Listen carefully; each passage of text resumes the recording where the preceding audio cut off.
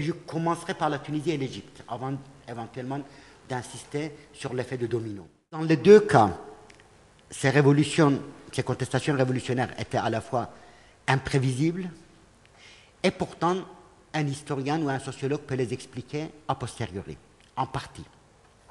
Pourquoi on peut les expliquer?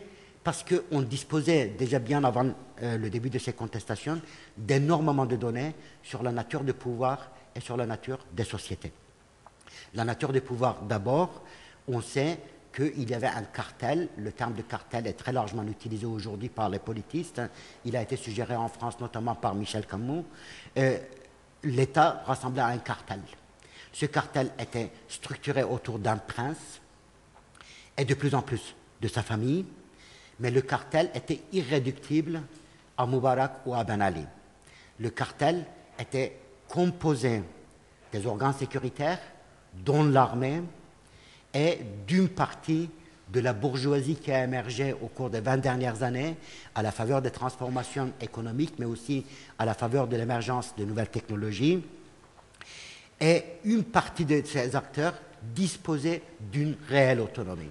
Dans les deux cas, face à la contestation qui a gagné du terrain et face à l'ineptie du prince, l'incapacité du prince de gérer la crise révolutionnaire, la composante militaire du cartel a été amenée à l'éjecter pour sauver le système dans sa totalité.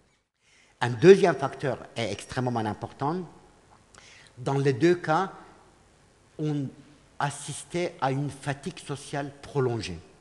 Lorsque je parle de la fatigue sociale, je ne parle pas du tout de termes de l'usure de l'Occident tel qu'on le mentionnait au XIXe siècle, à l'histoire cyclique, à Oswald Spengler. Lorsque je parle de la fatigue sociale, je parle de l'épuisement des utopies dans le monde arabe et de l'épuisement des capacités mobilisationnelles.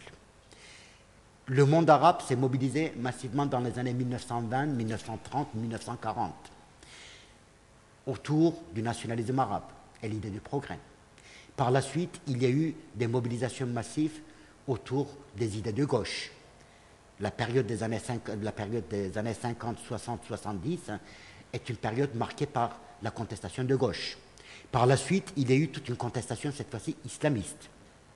Ces contestations ont été massives et unanimistes, in fine, légitimant des formules autoritaires, puisque la nation avait besoin de la puissance et seul l'autoritarisme pouvait produire de la puissance.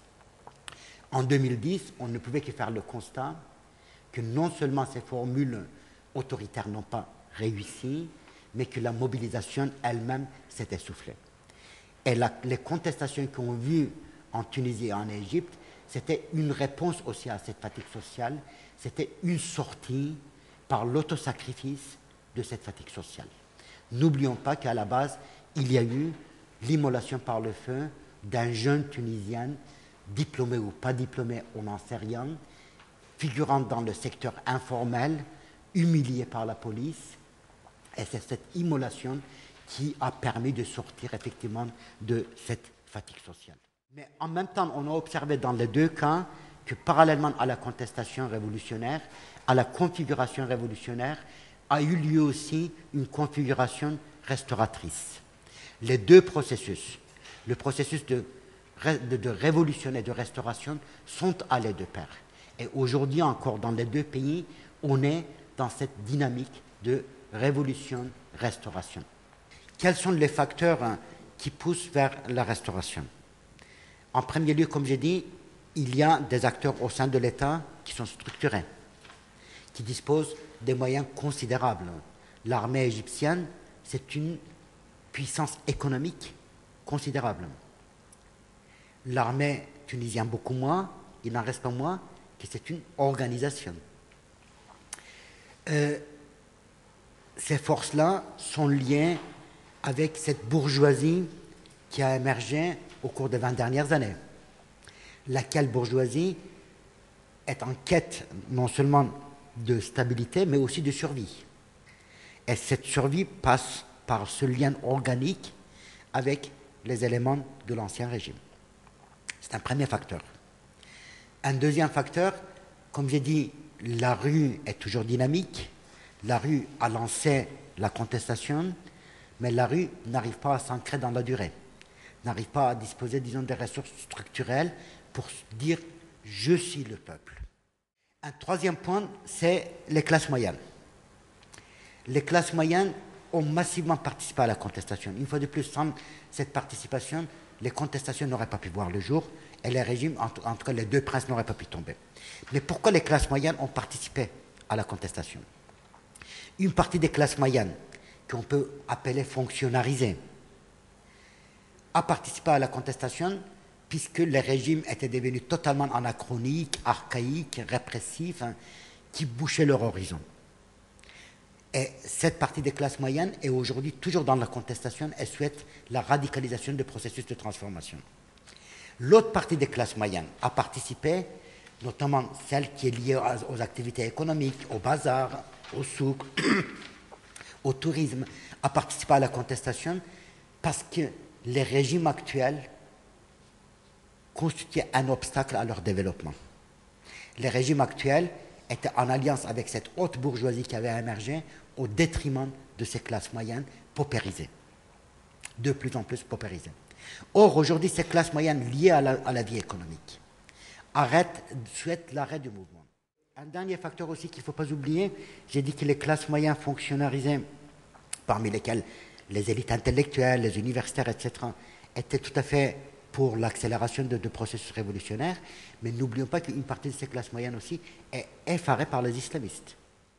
Je ne parlerai pas de contre-révolution. Pour le moment, je dirais que les deux processus coexistent. Le processus révolutionnaire et le processus restaurateur coexistent. Et on est peut-être même pas encore à la croisée des chemins. Il se peut que pendant quelques temps encore, ces deux puissent coexister.